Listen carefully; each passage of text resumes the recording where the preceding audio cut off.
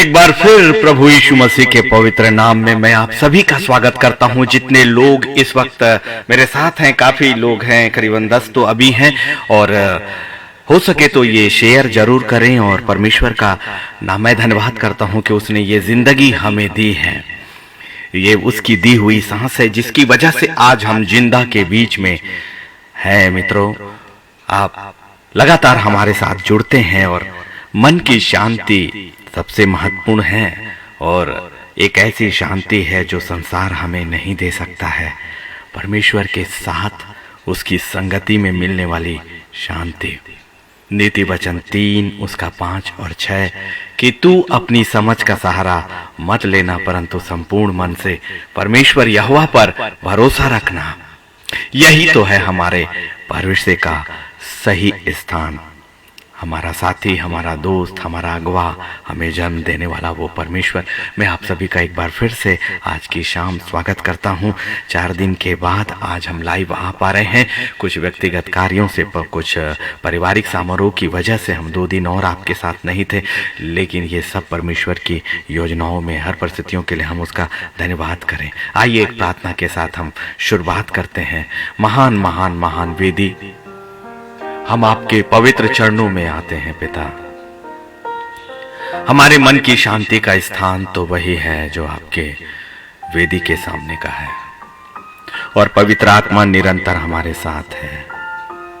हमारा भरोसा तो एक ही जीवते परमेश्वर पर है, और इस वक्त हम सभी एक मन होकर, एक आत्मा होकर आपकी वेदी के सामने गिड़गिड़ाते हैं। प्यारे पिता, इसी वक्त आप हमारे लिए अपने दरवाजों को खोलें, हमें एक मन दें, एक आत्मा करें, एक ही विचारों में लेकर चले जाएं, और मनुष्य की समझ में नहीं, मनुष्यों की आवश्यकताओं में नहीं, आपके ऊपर हमें निर्भर कर दीजिए प्रभु, क्योंकि यही हमारे लिए उत्तम और हमारे मन की शांति का कारण है। सारी आराधना आपके हाथों में समर्पित करते, आइए वचन आपके हाथों में समर्पित करते, अपने इक्विपमेंट्स को, इलेक्ट्रिसिटी को, इंटरनेट कनेक्टिविटी को, और जितने लोग जहां कहीं भी है प्रभु इस वक्त हमारे साथ लाइव पर हैं, और जितने आने वाले समय पे इस लाइव को देखेंगे, हमें एक ही आत्मा करें। पवित्र आत्मा हर उस पल हमारे साथ रहे और हमेशा, ताकि आपके वचन की गहराइयों को जान सकें। यीशु मसीह के पवित्र नाम में आमीन आमीन आमीन। आइए, मैं ट्रैक जो काफी पुराना और बहुत ही प्यारा, कि तेरी आराधना करूं, तेरी आराधना करूं, पाप क्षमा कर, ये काफी पुराना ट्रैक, और आज मुझे लगा कि मैं इस गीत को आपके सामने जरूर रखूं जो काफी हमारी यादों में है। आइए बहुत खूबसूरती के साथ इस प्रार्थना में हम जाएं।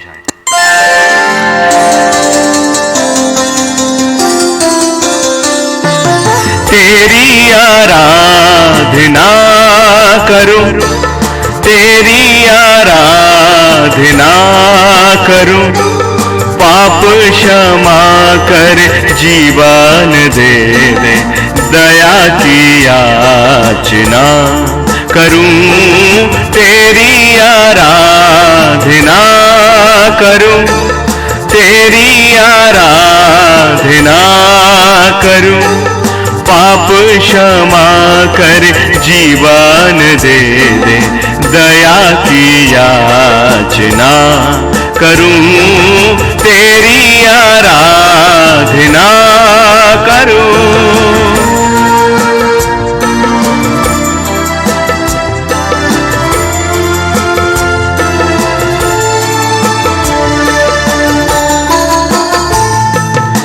तू ही महान सर्वशक्तिमान, तू ही है मेरे जीवन का संगी।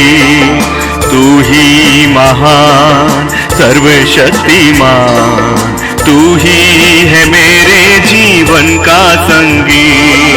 हृदय के तार छेड़े झनकार, हृदय के तार छेड़े झनकार, तेरी आराधना है मधुर गीत। जीवन से मेरे तू महिमा पाए, एक ही प्रार्थना करूं, पाप क्षमा कर, जीवन दे दे, दया की याचना करूं, तेरी आराधना करूं। यस परमेश्वर, हम तेरी और तेरी आराधना करते हैं परमेश्वर, और तू हमारे पापों को क्षमा करता है, और इसलिए हम तुझसे दया की भी याचना अभी इसी वक्त करते हैं और सिर्फ तुझको सजदा करते हैं।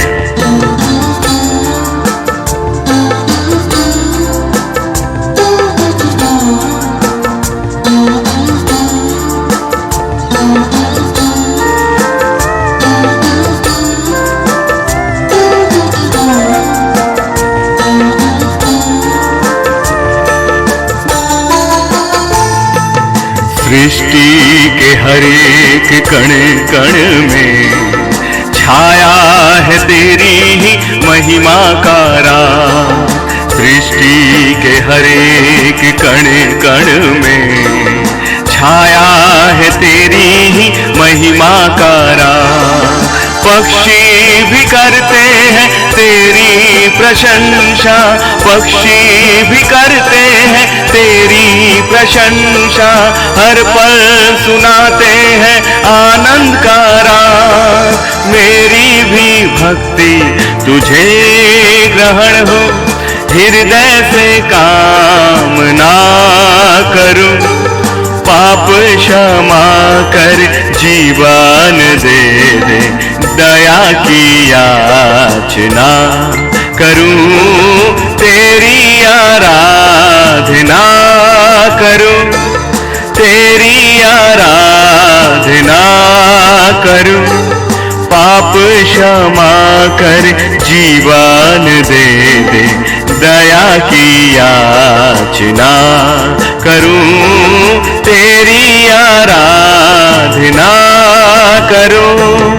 तेरी आराधना करूं, पाप क्षमा कर जीवन दे दे, दया की याचना करूं। परमेश्वर की आराधना कोई सामान्य चीज थोड़ी ना है। परमेश्वर की उपस्थिति हम इंसानों की जिंदगी में एक अलग और बड़ा परिवर्तन लेकर आती है। हमेशा की तरह परमेश्वर का राज्य और उसकी बातें एक ही कलाम से तो प्रारंभ होता है, नीति वचन 3 उसका 5 और 6, जो मेरी जिंदगी मेरी सुबह का प्रारंभ कि तू अपनी समझ का सहारा मत लेना, लेकिन संपूर्ण मन से तू परमेश्वर यहोवा पर भरोसा रखना। अभी पिछले सप्ताह एक दुखी मां से मेरी बातचीत हो रही थी और उनका मानना यह था कि उसकी बेटी का जो ऑपरेशन होने वाला है, मैं उसके घर पर और उसके बाद फिर अस्पताल पर जाकर मैं उसके सर पर हाथ रख के मैं प्रार्थना करूं। मुझे अपने परमेश्वर के सामने आना आता है और मैं ये जानता हूं कि नीति वचन 3, 5 और 6 मेरी जिंदगी के लिए, मेरी सेवा के लिए, मेरी बातों के लिए सबसे बड़ा आज्ञा मेरे लिए है, जो अपनी जिंदगी को हमें कैसे जीना, अपने कार्यों को कैसे करना, क्योंकि ये कार्य मेरा नहीं, वो खुदा का है।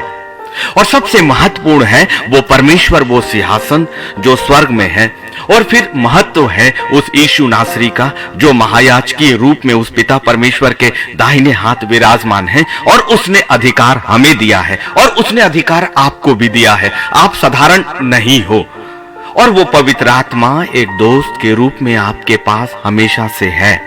पिता और पुत्र और पवित्र आत्मा तीनों की सहायता आपके लिए है।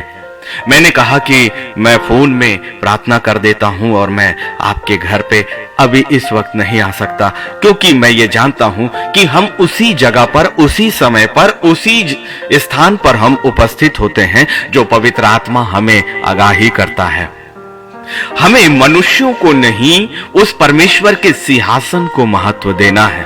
और आज उन्हीं बातों को स्मरण कराकर पवित्र आत्मा ने मुझे ये विषय दिया कि मन की शांति। मैं जानता हूं वो माँ अपने बच्चे के लिए बहुत अशांत थी, दुखी भी थी, उस बच्चे को तकलीफ भी बहुत थी, लेकिन मैं ये एक बात जानता हूं कि महत्व मेरा और मेरे हाथ रखने का बिल्कुल भी नहीं है। महत्व तो उस पवित्र आत्मा का है जो हमारी प्रार्थनाओं को इस जगह से सम्मिलित रूप से पिता परमेश्वर के सिंहासन तक लेकर जाता। और मेरे परमेश्वर के हाथ इतने छोटे नहीं हैं। और उसका वचन क्या कहता है, देख, परमेश्वर यहोवा की आंखें टकटकी लगाकर पृथ्वी पर देखते रहती है। जब मेरा खुदा कहता है कि संकट में जब तू मुझे पुकारे, मैं तेरी सुनूंगा।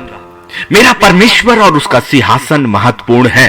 प्रार्थना करने वाले व्यक्ति की उपस्थिति नहीं, पवित्र परमेश्वर के प्रार्थनाओं के उत्तर की उपस्थिति और उसके उन दूतों की उपस्थिति जो आपकी और मेरी प्रार्थनाओं को उन जगहों तक ले जाते हैं बड़े आदर के साथ, वो महत्वपूर्ण है। और उस व्यक्ति का विश्वास जो प्रार्थना करता और कराता है। और अब आप एक अनुग्रह के युग में हो। अभी अनुग्रह के युग में आपका और मेरा बिचवाई, एक सहायक पवित्र आत्मा आपके पास सेत मेत है। आपको मनुष्यों के बीच से सच में किसी प्रार्थना योद्धा की, एक मध्यस्थ की वास्तव में उस रूप में जरूरत नहीं, जब तक कि परमेश्वर उन दिनों का निर्धारण ना करे। विश्वास करें, हर मां के आंसू परमेश्वर देखता है। और खुदा ने अपने वचन में यह भी तो कहा कि मैं विधवाओं और अनाथों का परमेश्वर हूं, वो उनका न्याय करने वाला परमेश्वर है। इसलिए मेरी आत्मा बहुत ज्यादा दुखी हुई उन बातों से। और फिर उस मां का एक मैसेज भी आया कि खुदा के दासों को तो बड़ा नम्र होना चाहिए। आपने तो ये कह दिया कि बहुत से प्रार्थना योद्धाएं हैं जिनसे आप प्रार्थना करा सकते हो यदि मेरी उपस्थिति मैं नहीं दे पा रहा हूं तो। लेकिन मेरा उद्देश्य ये था कि मेरे स्वर्ग का सिंहासन तो हर एक जगहों से खुला हुआ है। विश्वास करने वाले के लिए सब कुछ संभव है। ये अधिकार तो उस मां के हाथों में भी है और था और हमेशा रहेगा कि जब हम अपने बच्चों के ऊपर अपना हाथ रखें, हम अपना हाथ रखें तो परमेश्वर उन हाथों में होकर अपने स्वर्ग की समस्त आशीषों और चंगाई को दे सकता है। और सबसे पहला अधिकार माता और पिता का था। मनुष्यों के बीच में भटकने से ज्यादा अच्छा कि खुदा की वेदी के सामने हम नतमस्तक हो जाएं। मनुष्यों के बीच में सहारा खोजने से ज्यादा अच्छा है कि हमारे मन की जो वास्तविक शांति है वो मनुष्यों के बीच में नहीं, मनुष्यों के खड़ा होने से नहीं, मनुष्यों की उपस्थिति से नहीं, परमेश्वर की संगति से है, परमेश्वर की संगति से। और जो शांति स्वर्गीय है, जो शांति स्वर्ग से हमें मिलती है, वो इस संसार से उसकी तुलना ही नहीं। जो अधिकार स्वर्ग से आपको मिला है वो अधिकार और कहीं दूसरी जगह नहीं। और जो अधिकार माता और पिता को है वो अधिकार और किसी को नहीं। मैंने अपनी व्यक्तिगत जिंदगी में अपने माता पिता को, अपने पुरखों, अपने दादाजी को देखा है कि कैसे वो आने वाली पीढ़ियों के लिए प्रार्थना करते थे। उस वक्त तो हमें समझ नहीं आता था, लेकिन अब जब पवित्र आत्मा हमारी सहायता करता और उन प्रार्थनाओं का उत्तर उन पीढ़ियों पर और अपनी जिंदगी में जब हम आते हुए देखते हैं, तब हमें महसूस होता है कि मन की वास्तविक शांति तो स्वर्गीय स्थानों में ही है। इसलिए परमेश्वर ने आपको अधिकार दिया है। मनुष्यों का आसरा व्यर्थ है, मनुष्यों का छुटकारा व्यर्थ है। आपके पास खुद परमेश्वर की संतान होने के नाते एक बड़ा अधिकार है, उसे इस्तेमाल करें। क्योंकि अब हमें अगवा बनना है, हमें अगवा बनना है, सीधे परमेश्वर के साम्राज्य की ओर हमें अगवाई करनी है। इसलिए अपनी तैयारी वैसे ही करो। और पवित्र शास्त्र ये कहता है कि पहले उसके राज्य और धर्म की खोज करो तो सब वस्तुएं तुम्हें मिल जाएंगी। यूहन्ना का अध्याय, उसका 14वां अध्याय और उसके 7वें कलाम में यीशु नासरी ने एक वाचा आपसे और मुझसे बांधी है। याद रखें, यीशु मसीह का कहा हुआ वचन स्थायी है, क्योंकि वचन ही मनुष्य के रूप में देहधारी हुआ था और यीशु नासरी के रूप में आपके पास आया था। और यूहन्ना के वचन के अनुसार, यूहन्ना उसका पहला के अनुसार आदि में वचन अर्थात परमेश्वर ही था। और उस खुदा ने आपसे और मुझसे कहा, यूहन्ना 14 और उसके 27 में, मैं तुम्हें शांति दिए जाता हूं। वो जाने से पहले उसने अपने वचन को आपके लिए स्थापित किया और उसने एक सबसे बड़ी चीज कही, मैं तुम्हें जो इस वक्त सुन रहे हैं खुदा के कलाम को शांति दिए जाता हूं, अपनी शांति तुम्हें देता हूं। जो शांति यीशु मसीह के अंदर थी वो पवित्र आत्मा के द्वारा थी, और पवित्र आत्मा की शांति स्वर्ग की शांति है, और स्वर्ग की शांति पिता परमेश्वर के द्वारा है, और वो स्थायी है। इस संसार की शांति नहीं, बड़ी अंतर है। इसीलिए जब भी आप वचन पढ़ें, पवित्र आत्मा की सहायता को जरूर मांगिए, क्योंकि वचन अपने आप में एक गहराइयों और रहस्य से भरा हुआ है, और हर एक व्यक्ति के लिए हर कलाम अलग अलग समय में अलग अलग रूप से परमेश्वर के वचनों को आपकी जिंदगी में स्थापित करता है। यही यूहन्ना 14:27 मेरी जिंदगी के लिए किसी पल में अलग होगा और आपके लिए अलग होगा। इसलिए वास्तविक प्रकाशन पवित्र आत्मा के द्वारा ही संभव है। इसलिए जब भी आप वचन को पढ़ते हैं, पवित्र परमेश्वर के हाथों में अपने वातावरण को जरूर सौंपना चाहिए, उस वातावरण को जरूर बांधना चाहिए, क्योंकि वचन ही वो सामर्थ और ताकत है जिसे चुराने का प्रयास लूसीफर हमेशा से करते आया है। इसीलिए गहराइयों में उतरिए, नीति वचन 3, 5 और 6 के अनुसार अपनी समझ को छोड़िए और खुदा की समझ को सबसे पहले एक्सेप्ट करें, उसे रिसीव करें, और तब वो शांति आपके अंदर आएगी। प्रकाशन यहां पर है, मैं तुम्हें शांति दिए जाता हूं। यीशु नासरी जब गया, उसने अपनी शांति दी। उसने आगे कहा, अपनी शांति तुम्हें देता हूं।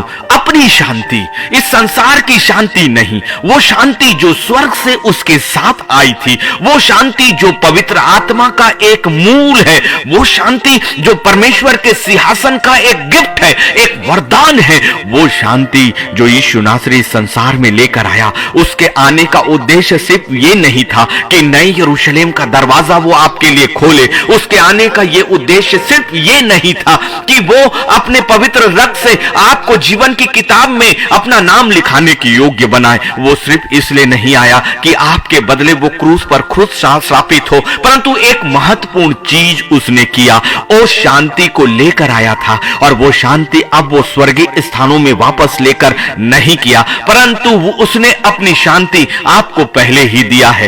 इसका मतलब वो चीजें पहले ही हमारे लिए हो गई। हमारी माता के गर्भ में रचे जाने से पहले हमारी जीवन की शांति हमें इस संसार में उपहार के रूप में दी जा चुकी है। आपकी शांति इसी संसार में है जो स्वर्गीय है। और दूसरी चीजें जो आगे वचन कहता है, जैसे संसार देता है मैं तुम्हें नहीं देता, तुम्हारा मन ना घबराए और ना डरे। ये वाचा है। इसका मतलब दो तरह की शांतियों के विषय में पवित्र शास्त्र बाइबल यूहन्ना 14 और उसके 27 में बतलाती है। एक शांति इस संसार की है, एक शांति इस संसार के संसाधनों से है, एक शांति इस संसार के रिश्तों से है, एक शांति मनुष्यों के बीच में है। लेकिन एक वो शांति है जो स्वर्गीय है, जो यीशु मसीह के द्वारा आपको मिली और उसने आपको दे दिया है वो। और वो शांति इस संसार के समान नहीं है। इसीलिए उस मां के लिए और उन बच्चों के लिए और उनके जैसे हर एक वो लोगों के लिए जो अपने आप को अकेला और असहाय समझते हैं, आपका खुदा, आपका परमेश्वर, उसने आपको कभी भी अकेले नहीं छोड़ा है, क्योंकि उसने कहा तुम्हारा मन ना घबराए और ना डरे।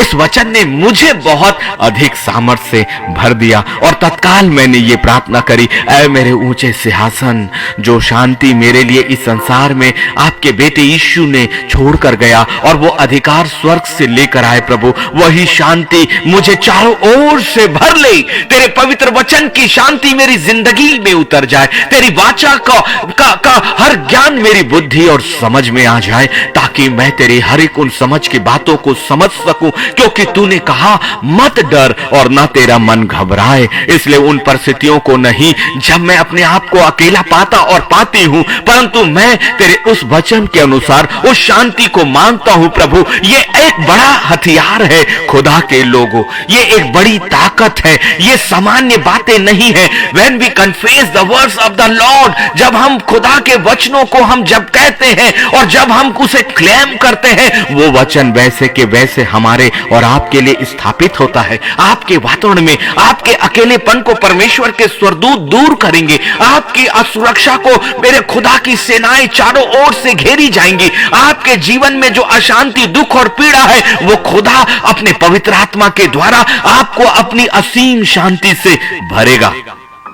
उसका वचन कभी भी खाली नहीं गया। यूहन्ना 16 और 33 भी आपके सामने है। मैंने ये बातें तुमसे इसलिए कही है कि तुम्हें मुझ में शांति मिले। संसार में तुम्हें क्लेश होता है, परंतु ढांढस बांधो, मैंने संसार को जीत लिया है। धन्यवाद करिए ना इस वचन के लिए भी। एक ही वचन आपकी पूरी जिंदगी को पूरी तरह से बदल सकता है, क्योंकि एक ही वचन में परमेश्वर के समस्त सामर्थ काम करती है। हमें बहुत अधिक वचनों की जरूरत नहीं। जैसे यिर्मयाह 29:11 ने मेरी एक पूरी जिंदगी को हमेशा के लिए बदल के रख दिया, वैसे ही जितने इस वक्त अशांत हैं, जितने इस वक्त दुख में हैं, जितने इस वक्त अपने आप को अकेला समझते हैं, जितने अपने आप को इस वक्त बेसहारा समझते हैं, जितने इस वक्त अपने आप को ना जाने कितनी परेशानियों में घिरा समझते हैं, ये बात आप जान लीजिए कि एक बार फिर से परमेश्वर का कलाम जो उसने यूहन्ना 14 और 27 में कहा, वही बातें फिर से एक नए रूप में आपके सामने पवित्र शास्त्र स्थापित कर रहा है। यकीन करें, जो वचन मेरे परमेश्वर यहोवा के मुख से निकलता है वो कभी भी खाली नहीं गया। यूहन्ना 16 और उसका 33 कहता है, मैंने ये बातें तुमसे इसलिए कही कि तुम्हें मुझ में शांति मिले। इससे पहले वाले कलाम में खुदा ने यह कहा 14 और 27 में कि वो शांति मैं अपनी शांति तुम्हें दे जाता हूं, और यहां कहता है कि मुझ में तुम्हें शांति मिले, तुम्हें मुझ में शांति मिले। इसका मतलब एक शांति वो है जो स्थायी है और वो स्वर्गीय है, और ये शांति संसार में, संसार के द्वारा, संसार की चीजों में, संसार के रिश्तों में, संसार के धन में, संसार के वैभव में कभी नहीं मिलेगा। क्योंकि यहां वचन कहता है तुम्हें मुझ में शांति मिले, मतलब यीशु मसीह की सहभागिता में ही आपको वास्तविक शांति मिलेगी। वचन के गहराइयों को जाने, एक कन्फेस, एक विचार, एक आपकी जुबान से कि मेरे यीशु नासरी आप मेरी शांति हैं और आप में ही मुझे एक सहारा मिलेगा। आपके शरीर में शामिल होके ही मुझे इस संसार के अधिकारों से छुटकारा मिलेगा। आपके पवित्र लहू से ही प्रभु मुझे सुरक्षा मिलेगी।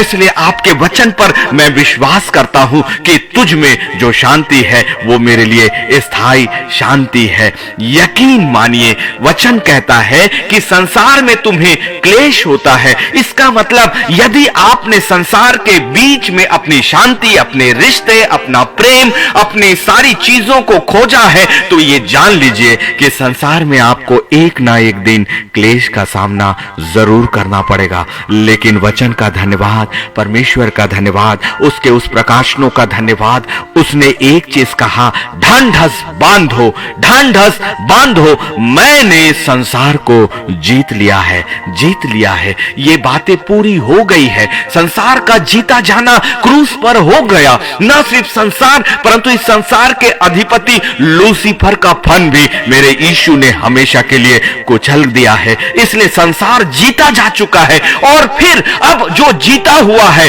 ये संसार अब जब हारा हुआ और यीशु ने उसे जीत लिया, और जीत का जो जश्न है, जीत की जो शांति है, उसने अपने साथ स्वर्ग में नहीं लेकर गया, वो आपको देकर गया। इसी संसार पे देकर गया। यीशु के बलिदान के साथ स्वर्गीय शांति का अधिकार आपको और मुझे प्रारंभ से ही प्राप्त था। यकीन माने, आपके पास वो ताकत है, आपके पास वो अधिकार है, आपकी जुबान में भी वो शक्ति और सामर्थ्य है। पहचानिए अपने आप को कि you are the son and daughter of the almighty lord. वो सामर्थी परमेश्वर के बेटे और बेटियां हो आप, और ये अधिकार मेरे यीशु के क्रूस पर बलिदान देने के साथ और उसके स्वर्ग में वापस लौटने के साथ उसकी जुबान से इस पृथ्वी पर आपके लिए कह दिया गया है। और मेरे परमेश्वर के लिए समय, काल, वर्ष मायने नहीं रखता, क्योंकि वो अल्फा और ओमेगा है। इसीलिए उसने प्रेजेंट टेंस में बात किया है कि ढांढस बांधो, मैंने संसार को जीत लिया है, मैंने संसार को जीत लिया है। यह संसार और लूसीफर हारा हुआ है। अपनी शांति से कभी समझौता मत करे, मनुष्यों का आसरा मत करे, मनुष्यों की समझ में काम मत करे। यकीन करिए, यकीन करिए, परमेश्वर एक सामर्थ है और उसका वचन सामर्थ है। परख कर तो देख लीजिए कि आपके मन की शांति कहां है। केवल स्वर्गीय स्थानों में। परमेश्वर की शांति आपको प्रारंभ में समझ नहीं आएगी, क्योंकि परमेश्वर की शांति यिर्मयाह 29:11 से जुड़ी हुई है। और यिर्मयाह 29:11 एक ऐसा सामर्थी वचन है जो आपको एक सच्चाई ये बताता है कि जो कल्पनाएं मैंने तेरे विषय करी है उन्हें मैं जानता हूं, वो तेरे लिए हानि की नहीं परंतु लाभ ही की है, और अंत में मैं तेरी आशा को पूरी करूंगा। इन योजनाओं में परमेश्वर की वो शांति भी आपके लिए स्थायी रूप से है। याद रखिए, इस संसार की शांति कभी भी आपको क्लेश देगी, ये वचन आपको सिखा रहा है। लेकिन जो शांति है वो प्रारंभ में आपको समझ नहीं आती। मेरे जीवन के कई वर्षों तक भी परमेश्वर के कार्य मेरी जिंदगी में सामने नहीं आए, और 10 से 12 वर्ष परमेश्वर की कोई भी योजनाएं मेरी जिंदगी में नहीं आई। लेकिन इन 10 वर्षों में परमेश्वर का कार्य और उसकी योजनाएं मेरी जिंदगी में चलती गई, लगती गई। यकीन मानिए, आपकी जिंदगी में इस वक्त यदि आप परमेश्वर के बेटे और बेटियां हैं, यदि आपने सच में अपने परमेश्वर को अपना सृष्टिकर्ता स्वीकार किया है, यदि सच में आपने परमेश्वर के कलाम पर सच में भरोसा किया है, मैंने परखा है अपने परमेश्वर के सामर्थ भरे वचनों को। उसने मुझे कभी दलदल में धंसने नहीं दिया, उसने मुझे कभी षड्यंत्रों में घिरने नहीं दिया। षड्यंत्र तो होंगे, लोग घेरा भी डालेंगे, परमेश्वर के लोगों के चारों ओर अनगिनत बालू के समान सेनाएं तो आई,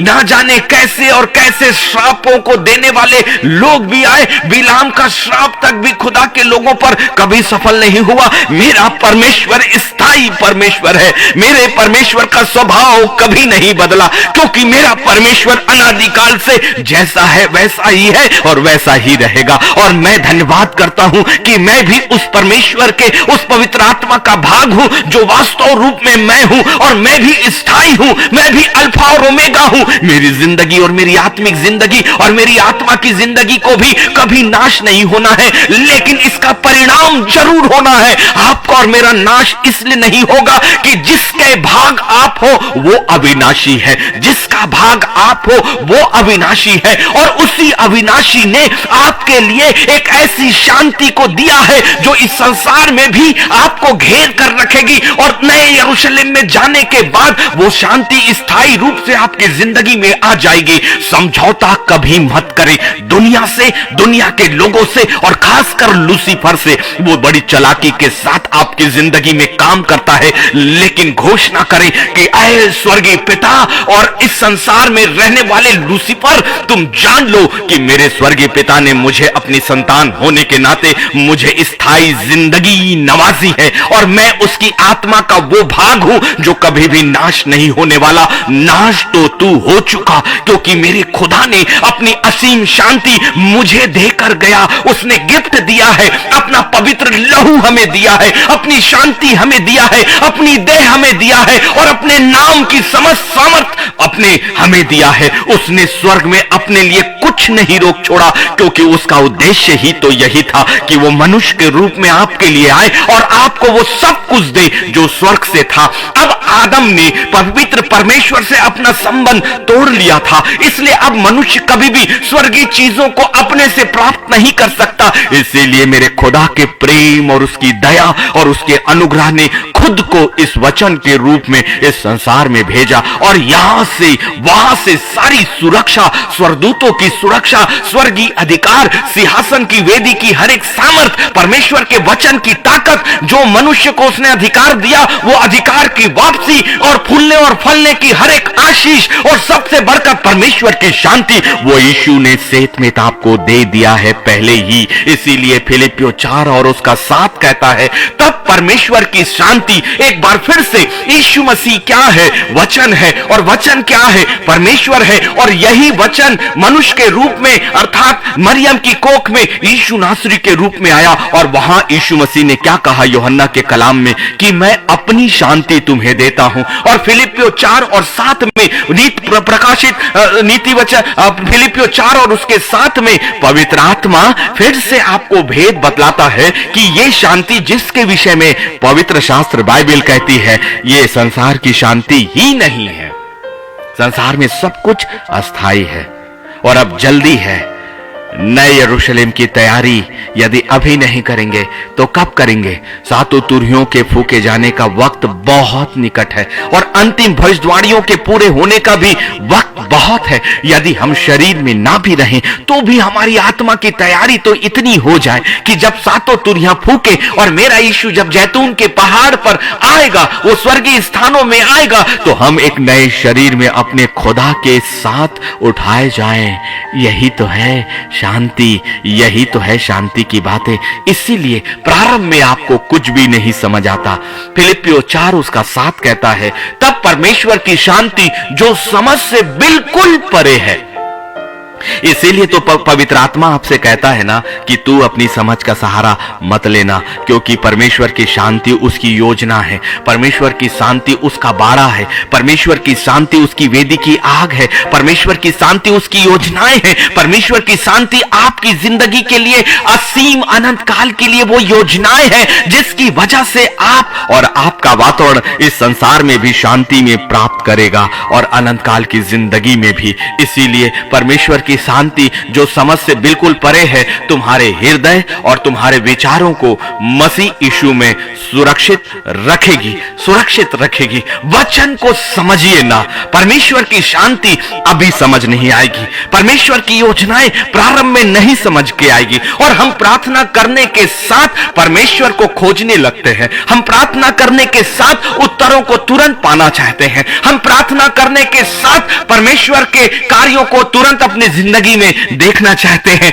मनुष्य क्या परमेश्वर की योजनाओं को समझने की योग्यता रखता है? क्या आप पवित्र सिंहासन की योजनाओं को समझने की समझ रखते हैं क्या? मैं कहता हूं प्रभु, कभी भी नहीं। तेरे जैसे महान महान महान सृष्टिकर्ता और ज्ञानों के अथाह परमेश्वर की कल्पनाओं को मेरा मस्तिष्क कैसे समझेगा? अच्छा है प्रभु कि मैं तेरे सामने अपने आप को शून्य करूं और खाली कर दूं। जितनी भी समझ यदि मेरी बुद्धि में, मेरा अपना घमंड, यदि मेरी अपने एजुकेशन, मेरा पद प्रतिष्ठा, मेरा मान और सम्मान यदि थोड़ा भी मेरी बुद्धि में है, प्रभु वो तुझ में पूरी तरह से घट जाए, वो पूरी तरह से शून्य हो जाए, क्योंकि मैं जानता हूं प्रभु कि तेरा वचन फिलिपियों 4 और 7 मुझसे कहता है परमेश्वर की शांति जो समझ से बिल्कुल परे है। इसलिए तेरे वचन के अनुसार वो मेरी बातों में कभी भी समझ नहीं आएगी जब तक कि तू मुझे उन बातों को ना समझाए, जब तक कि तू मुझे उन शांति की बातों को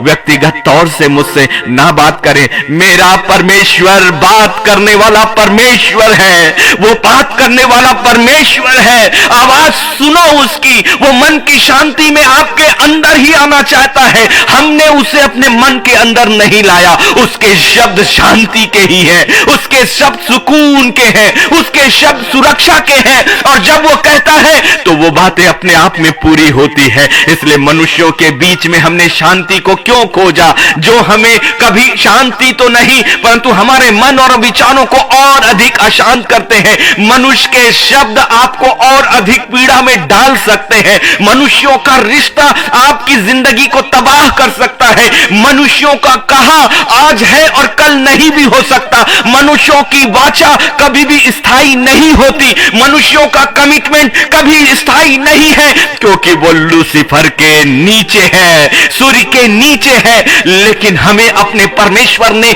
सूर्य के ऊपर निवास करने के लिए ठहराया है और हमें अधिकार दिया है कि वो आत्माएं जो स्वर्गीय और आत्मिक स्थानों से आई है उसी सिंहासन तक वापस जाए, उसी जगह तक वापस जाए। इसलिए वो स्वर्गीय आनंद जो आपकी वास्तविक आनंद है और स्वर्गीय शांति जो आपकी वास्तविक शांति है, जो परमेश्वर की शांति, जो यीशु मसीह के अंदर निवास करने वाली शांति, जो पवित्र आत्मा के द्वारा अनुग्रह से लाई गई शांति और जो पवित्र स्वर्गदूतों की सुरक्षा को लाकर आपकी जिंदगी में उसे स्थायी करती है। परमेश्वर की शांति जब वो देता है तब वो आपको सुरक्षा भी देता है, तब वो आपको बाड़ा भी बांधता है और तब किसी मनुष्य को या इस संसार की किसी योजनाओं को, शैतानों को, लूसीफर को अधिकार नहीं कि परमेश्वर के उस बाड़े को भेद भी पाए। इसीलिए वो समझ नहीं आएगा। धैर्य रखिए, परमेश्वर का वचन कभी भी खाली नहीं जाएगा। मेरा परमेश्वर न्याय करने वाला परमेश्वर है, इसलिए वो आपकी जिंदगी का न्याय करेगा। मेरा परमेश्वर सुरक्षा देने वाला परमेश्वर है, इसलिए उसने आपकी जिंदगी की सुरक्षाओं को पहले ही दे दिया है। मेरा परमेश्वर आपका लालन और पालन करने वाला परमेश्वर है, इसलिए मत डरे, मत डरे। यदि सब कुछ शून्य भी हो जाए तो एक बात मांगिए, खुदावन ये यदि शून्य भी हो गया तो ये मेरे किसी काम का कहा था, क्योंकि संसार और संसार की चीजें अस्थाई है, इसलिए मैं स्थायी चीजों को मांगता हूं। भले मैं भूखे इस शरीर से, शरीर के साथ यदि मैं मर जाऊं, भले मैं फटे और चिथड़ों में अपनी जिंदगी गुजारूं, लेकिन मेरी आत्मा का एक बड़ा आदर वैसा ही होगा जैसे तूने लाजर की आत्मा का आदर किया था। मेरे परमेश्वर, तू तो आत्माओं का परमेश्वर, सच्ची शांति देने वाला मेरा परमेश्वर। इसलिए फिलिपियों 4 और 7 आपके लिए है वे वचन। परमेश्वर की शांति जो समझ से बिल्कुल परे है, तुम्हारे हृदय और तुम्हारे विचारों को मसीह यीशु में सुरक्षित रखेंगे। पूर्ण सुरक्षा। परमेश्वर न सिर्फ शांति देता है, परंतु जब वो देता है वो यीशु मसीह में हमारे मन, हमारे विचारों में हमेशा सुरक्षित रहेगी। ये वादा है उस परमेश्वर का। वचन को कभी भी खाली मत जाने दीजिए। आपकी जिंदगी की भविष्यवाणियां एक बड़े भविष्यवक्ता यशायाह के द्वारा, जो उसके 26वें कलाम के उसके तीसरे पद में है, 26वां अध्याय यशायाह 26 उसका 3 में है, जिसका मन तुझ में धीरज धरे हुए है उसकी तू पूर्ण शांति के साथ रक्षा करता है। ये भविष्यवाणियां हैं आपकी जिंदगी में। मैंने पहले भी कहा कि परमेश्वर की सोच और मनुष्य की सोच, परमेश्वर की गति और उस मनुष्य की गति में जमीन और आसमान का अंतर है। इसलिए मुझे इस संसार से आंखें बंद करना सबसे अधिक भाता है। उन परिस्थितियों की ओर अपनी नजरों को हटाकर, उन बाड़ों की ओर अपनी नजरें हटाकर मैं अपने परमेश्वर को ताकता हूं। क्या आप भी यही करेंगे? यही करेंगे, क्योंकि यशायाह ने मेरी जिंदगी के लिए एक वचन लाया परमेश्वर की ओर से। ये भविष्यवाणी मेरे लिए है, उसका वचन मेरे लिए है, आज के लिए है, जो उसने अपने कलाम में लिखकर मुझसे वादा कर दिया और आपसे भी कर दिया है। जिसका मन तुझ में धीरज धरे हुए है। यदि मैं अपने खुदा में धीरज धरता हूं, ये वचन ले लो, अपनी जिंदगी की वो भविष्यवाणियों को ले लो। परमेश्वर आपसे बातें कर रहा है सीधे। ऐसे ही तो वार्तालाप होती है, ऐसे ही तो वार्तालाप होती है। खोलो अपने शरीर को नहीं, अपने मन और अपने विचारों को खोल लो। अपने भविष्य को अपने परमेश्वर के सामने सौंप दो। और जुबान ही तो है जो आपको अपने पिता परमेश्वर के सिंहासन के सामने, बड़े अनुग्रह के सिंहासन के सामने लेकर आएगी। खुदा आपके घुटनों को चाहता है ताकि आपको अपनी शांति दे, ताकि आपके मन को स्थायी शांति दे। खुदावन आपके झुके हुए सर को चाहता है ताकि वो शांति जो आपके लिए पहले से ही इस संसार में उसने दे दिया है, अपनी प्रेम अपनी दया से उसको हम समझ सके। लूसीफर ने आपको बहकाया है, लूसीफर ने आपको इस संसार को दिखाया, लूसीफर ने संसार की आवश्यकताएं आपको बताई, लूसीफर ने आपको मनुष्यों को दिखाया। यकीन करें, सारपत की वो विधवा जिसकी कुप्पी का तेल और आटा कभी नहीं खाली गया, यकीन करो हजारों और हजारों लोगों को वो रोटियां कम नहीं पड़ी। 40 वर्ष लाखों लोगों को मेरा परमेश्वर खिलाता और पालता रहा, खिलाता और पालता रहा। वो तो जंगल में चले, वो तो जंगल में चले, वो सेनाओं के बीच से चले, वो देशों के बीच से चले, वो मरुस्थल पे चले, लेकिन हम तो अपनी जिंदगी में अपने इसी संसार के सुख और वैभव में हैं। जब खुदावन ऐसी परिस्थितियों में हमें अपने मन की शांति दे सकता है तो सोचिए उसकी वो शांति जो उसने ऑलरेडी आपके लिए रखी है। रिसीव करें, अपना हाथ अभी बढ़ाएं, आपका हाथ कभी खाली नहीं रहेगा। ये आत्मिक चीजें दिखाई नहीं देती खुदा के लोगों, लेकिन इसका ये मतलब नहीं कि वो नहीं होती।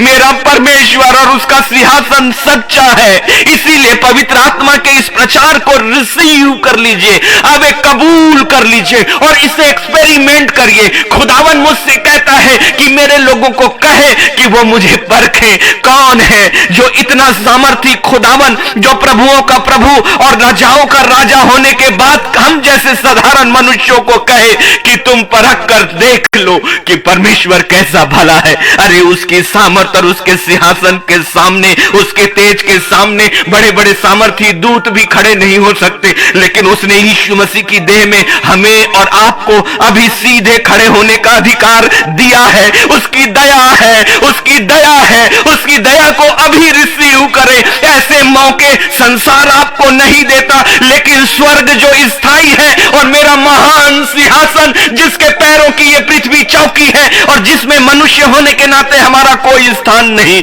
आदम की संतान होने के नाते कोई स्थान नहीं, लेकिन यीशु मसीह की देह होने के नाते हमारे लिए स्वर्गीय स्थान है। रिसीव करें, अपने स्थान को रिसीव करें। आपकी शांति पहले से ही है। इसीलिए खुदावन ने यशायाह के माध्यम से आपके लिए कहा, जिसका मन तुझ में धीरज धरे हुए है, अभी धीरज धरो अपने परमेश्वर पर, उसके न्याय पर धीरज से धैर्य से देखो कि परमेश्वर आने वाले समय में आपकी जिंदगी के लिए कैसे बड़े बड़े काम करने पर है। रिसीव करें, विश्वास करने वाले के लिए सब कुछ संभव है। उसकी तो पूर्ण शांति के साथ रक्षा करता है। यशायाह 26 और 3 को अपनी जिंदगी के लिए मानिए और कहे, प्रभु जो वचन आपने अपने दास के माध्यम से मेरी जिंदगी के लिए कही, ये भविष्यवाणियां इसलिए थी कि यशायाह यीशु मसीह से 747 वर्ष पहले आया और उसने आपके 2022 की जिंदगी की घोषणाएं कर ली। रिसीव करें, जब ये वचन 2022 की आज की तारीख के लिए था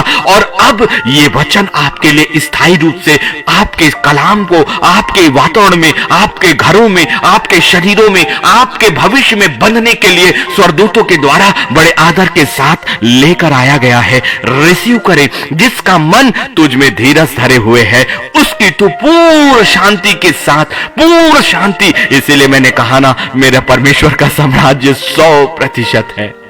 कभी भी मनुष्य ने मुझे पूर्ण नहीं दिया और कभी भी मनुष्य हमें पूर्ण दे भी नहीं सकता, क्योंकि संसार और मनुष्य पूर्ण है ही नहीं, वो सीमाओं पर है।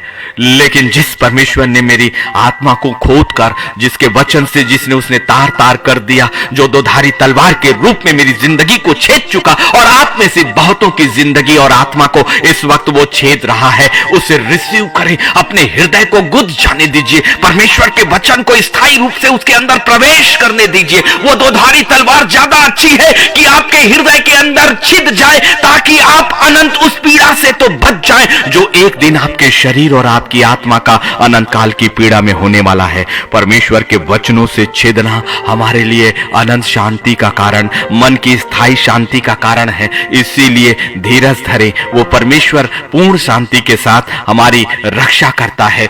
इसीलिए रोमियो 8 और 6 आपके और मेरे लिए है, शरीर पर मन लगाना तो मृत्यु है, शरीर पर मन लगाना तो मृत्यु है। एक बार फिर से इसमें कोई गहराइयां नहीं, सच्चाई है।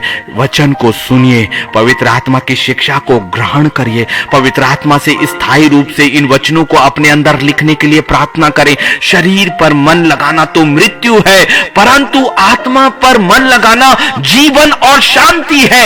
एक बार फिर से, परंतु आत्मा पर मन लगाना जीवन भी है और शांति भी है। इसीलिए अस्थाई शांति की नहीं, स्थायी शांति की खोज करो। शरीर पर मन लगाना अस्थाई शांति देगा, इस शांति में आपको क्लेश भी होगा, ये वचन आपको बतला चुका। लेकिन जो शरीर पर मन लगाते हैं वो मृत्यु को प्राप्त करते हैं, परंतु जो आत्मा पर मन लगाते अर्थात आत्मिक बातों पर, पवित्र आत्मा की बातों पर, खुदा के कलाम पर और उसके वचन पर, उसके सुसमाचार पर, उसकी जिंदगी पर, जीवन की किताब पर, यरूशलेम के 12 फाटकों पर, पवित्र परमेश्वर के सामने दाहिने हाथ पर विराजमान यीशु मसीह पर और उसके हर एक देह में अपने आप को खुद को शामिल किए जाने पर, यही तो है आत्माओं पर मन लगाना। और इससे जीवन अर्थात अनंत काल का जीवन और आपकी आत्मा की शांति को भी मिलने वाली है।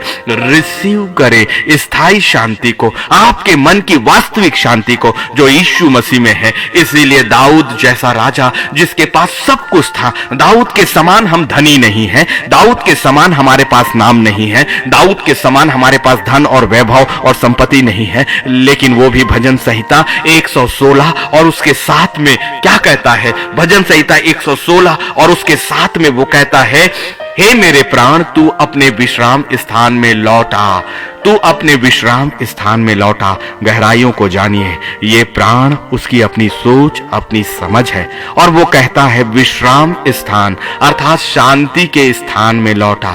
यदि आप संसार के बीच में शांति खोज रहे हो तो वो आपको विश्राम नहीं देगा। स्थायी शांति जो प्रभु में, यीशु मसीह में, परमेश्वर में, पवित्र आत्मा में है, स्वर्गीय स्थानों से जुड़ने में है, स्वर्गीय सामर्थ्य में, जिंदगी में रहने में है। जो कुछ तुम इस पृथ्वी पर बांधोगे वो स्वर्ग में बंधेगा और जो कुछ तुम इस पृथ्वी पर खोलोगे वो स्वर्ग में खुलेगा। ऐसी शांति बांधोगे आप दूसरों की जिंदगी में भी, खोलोगे और कहोगे और वो बातें होंगी। आप शांति को स्थापित करोगे क्योंकि वो शांति आपके अंदर है और आप जब उससे कहोगे परमेश्वर की सामर्थ उन हर एक जगहों पर दौड़ जाएगी, न सिर्फ आपके वातावरण पे, आपके भविष्य पर, परंतु औरों की जिंदगी में। इसीलिए तो हमने कहा कि अब अंतिम समय का सुसमाचार अगुवाई का है, अगवा बनने का है। ऐसी शांति जो समझ से परे है उससे रिसीव करो और एक अगवा बन के लोगों की जिंदगी में उससे बहा दो, बहने दो उन शांतियों को, बहने दो उन आत्माओं को जो आपको मिलती है, जो आपको रिसीव होती है। क्योंकि परमेश्वर का साम्राज्य फैलने और फैलाने वाला साम्राज्य है। ये जितना बहाओगे उतना ज्यादा स्वर्ग से पाते चले जाओगे, जितनी चीजें आप ट्रांसफर करते चले जाओगे नए नए अभिषेक आपको मिलते चले जाएंगे। क्योंकि 10 सिक्कों का उदाहरण तो है, जिसने एक सिक्का लेकर उसे गाड़ दिया उससे वो सिक्का भी ले लिया, लेकिन जिसने उसे बढ़ाया उससे और दिया गया, उससे और दिया गया। इसीलिए दाऊद भी कहता है, हे मेरे प्राण तू अपने विश्राम स्थान में लौटा क्योंकि यहोवा ने तेरा उपकार किया है। सारी जिंदगी के उपकार मनुष्य नहीं करता, मनुष्य को धन्यवाद देते हो आप, लेकिन खुदा को कभी धन्यवाद नहीं दिया। क्योंकि जो शांति, जो विश्राम, जो आशीष आपको मिली वो उपकार तो परमेश्वर का है। दाऊद को जो शांति मिली 12 वर्षों में भागते भागते शाऊल से और युद्ध करते करते, और जब उसे शांति मिली उसको ये पता था कि ये उपकार है परमेश्वर का। और आपने अपने परमेश्वर को उलाहना दिया उन चीजों को प्राप्त करने के बावजूद भी। बड़े स्वार्थी निकले हम ना, कि जब हमें अच्छी चीजें परमेश्वर से मिली, सुरक्षा मिली, आशीष मिली, तब हमने दिखावे के लिए लोगों के सामने उसका धन्यवाद किया, लेकिन उस धन्यवाद, उस उपकार को हमने अपनी जिंदगी में कभी स्थायी नहीं रखा। स्थायी रखें अपने परमेश्वर को और कभी मत भूलें उस परमेश्वर के अनुग्रह को, कभी मत भूलें। अपनी जिंदगी के पीछे दिनों में जाइए, ऐसा कोई भी नहीं है आपके बीच में से जो ये कह सका कि परमेश्वर ने उसकी जिंदगी में कोई कार्य नहीं किए। बड़े अद्भुत और चमत्कार कार्य आप में से हर एक की जिंदगी में हुए हैं। याद तो करें, याद तो करें। 2003 मुझे हमेशा याद आता है जब 3 मेजर हार्ट अटैक मुझे आया। मुझे अपनी आर्थिक परेशानियां हमेशा याद आती है जब 600 रुपए से खुदा ने लाखों और लाखों रुपयों तक मुझे पहुंचा दिया। मुझे वो असुरक्षा और न्यायालय की वो असुरक्षा जरूर मुझे याद आती है जब मनुष्यों ने मेरे हाथों में हथकड़ियां लगवाने की कोशिश करी, लेकिन खुदा ने मुझे आजाद रखा, आजाद रखा। उन परिस्थितियों से भी ज्यादा अच्छी परिस्थितियों में जो मेरे अपने घर में मुझे अपनी जिंदगी में नहीं मिली थी। मेरा परमेश्वर उलट पुलट करने वाला परमेश्वर है। आप में से ऐसा कोई नहीं, ऐसा कोई नहीं जिसकी जिंदगी में परमेश्वर का अनुग्रह नहीं हुआ है। इसीलिए नीति वचन 1 और 33, परंतु जो मेरी सुनेगा वो निडर बसा रहेगा और बेखटके सुख से रहेगा। इसीलिए परमेश्वर की चिंता, अपनी सारी चिंता उस पर डाल दो। इसीलिए फिलिपियो 4 और 6 भी तो आपके लिए है। रिसीव करें, किसी भी बात की चिंता मत करो, परंतु हर एक बात में तुम्हारे निवेदन, प्रार्थना और विनती के द्वारा धन्यवाद के साथ परमेश्वर के सम्मुख उपस्थित किए जाएं। यही शांति का मूल है। इसीलिए 2 थिस्सलुनीकियों उसका 3 और 16, अब प्रभु जो शांति का सोता है, शांति देने वाला ही नहीं। 2 थिस्सलुनीकियों उसका 3 और 16, अब प्रभु जो शांति का सोता है आप ही तुम्हें सदा और हर प्रकार से शांति दे। प्रभु तुम सबके साथ रहे। इस आशीष को अपनी जिंदगी में रिसीव करें। वो शांति का सोता आप ही तुम्हें सदा और हर प्रकार से शांति दे। प्रभु तुम सबके साथ रहे। और इसलिए प्रभु हम सबके साथ है। हमारे मन की स्थायी शांति हमारे पास है, हमारे प्रभु में, हमारे खुदा में, उसके वचन में, उसके वादों में, उसके कसमों में, उसकी सुरक्षाओं में। इसलिए वचन को पढ़िए और वचन आपकी जिंदगी में अपने आप को स्थापित करेगा। अपनी जिंदगी को सच में खुदा के हाथों में छोड़े।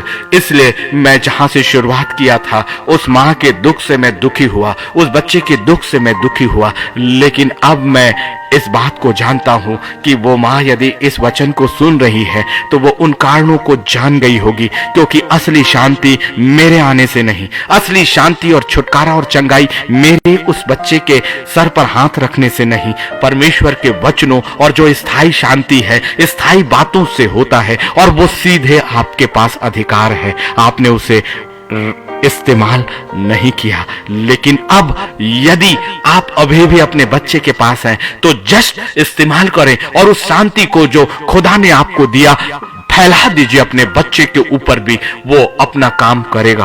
आपके हाथों में हमसे भी ज्यादा ताकत है, क्योंकि आप उसके माता और पिता होते हो। और इसलिए सबसे बड़ा अधिकार सबसे पहले आपका है। और इसीलिए खुदा ने ये वचन मुझे दिया। इसलिए हम धन्य हुए कि अब हम परमेश्वर की शांति को सीधे रिसीव करेंगे। खुदावन मैं आपका धन्यवाद करता हूं। आपकी अद्भुत शांति जो हमारे समझ से परे है, और इसलिए हम उसे समझ भी नहीं पाएंगे, लेकिन हम मांग तो सकते हैं पिता। और हम मांगते हैं अद्भुत युक्तियों के मेरे मालिक यीशु मसीह के पवित्र नाम से, वो पवित्र आत्मा की अद्भुत शांति और आपके वचन की अद्भुत शांति, आपके वचनों में कही गई बातों की सुरक्षा हमारी जिंदगी में हमें सेहत में चाहिए प्रभु। हमारे न्यायालयों के केसेस को, हमारे चारों ओर के षड्यंत्र को, हमारे शरीर की बीमारियों को, हमारी आर्थिक कमजोरियों को, हमारे अपने परिवार के छोड़कर चले जाने को, हमारे परिवार के बिखराव को, हमारी जिंदगी में अकेले होने को, हमारे विवाह के ना होने को, हर एक बातें जो हमें चिंता में डालती है, क्यों नहीं हम अपने परमेश्वर के सामने उसे कह दें कि प्रभु हमें शांति दीजिए। यही प्रार्थनाएं हमारी जिंदगी में उन सारी बातों को पूरा करेंगी प्रभु, क्योंकि आपका वचन आशीष का वचन है, आपका वचन स्थायी है। आपकी शांति केवल संसार की शांति नहीं है, आपकी शांति में संपूर्ण स्वर्ग है, संपूर्ण स्वर्ग के अधिकार है, संपूर्ण स्वर्ग की आशीष है।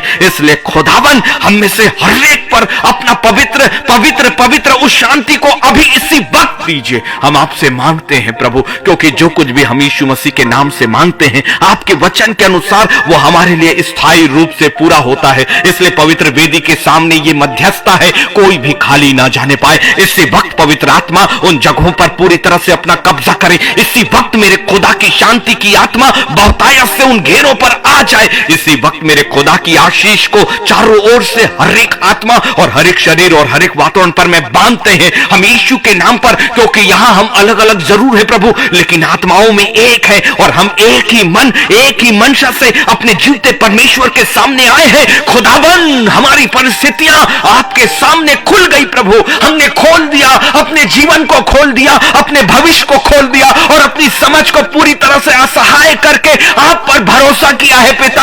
हमारी क्षमता ही कहां है, हमारी ताकत ही कहां है, हमारे पास इतनी समझ कहां है। अद्वैत और अद्वैत परमेश्वर तेरी शांति हमें दे, अपने पवित्र शांति से हमें भर दे, क्योंकि वो शांति संसार के समान नहीं है। वो शांति में तू हमारे अंदर आएगा, वो शांति जब आएगी खुदावन तू खुद हमारे शरीरों में हमारे अंदर निवास करेगा खुदावन।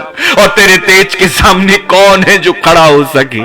कितना अनुग्रह है पिता कि तू ईंट और पत्थरों के भवनों में नहीं, हमारी उस देह पर निवास करता है जिसे मनुष्य तुच्छ समझता है, जिसे मनुष्य व्यर्थ समझता है। ये देह तेरा मंदिर बनाया पिता, ताकि तू यहां पर निवास करे। और जब तू निवास करेगा तेरी वास्तविक शांति जो तुझ में है, जो खुदावन तुझ में है, जो स्थायी है, जो धीरज करने वालों को प्राप्त होता है। इसलिए हम धैर्य से अपनी जिंदगी की हर बातों के लिए धन्यवाद देते, अपनी जिंदगी के पिछले तकलीफों के लिए भी धन्यवाद करते। हमारी जिंदगी के साथ जो कुछ भी घटा है प्रभु, हमारी जिंदगियों के साथ जो कुछ भी हमने खोया है, हमारी जिंदगी में ऐसे हजारों आंसुओं के पल जो भी आए होंगे, मेरे खुदावन तेरी शांति उसे ऐसे ढांप देगी जैसे वो कभी हमारी जिंदगी का हिस्सा ही नहीं रहे। क्योंकि जब मेरा खुदा आएगा सब कुछ नया, सब कुछ नया, सब कुछ नया।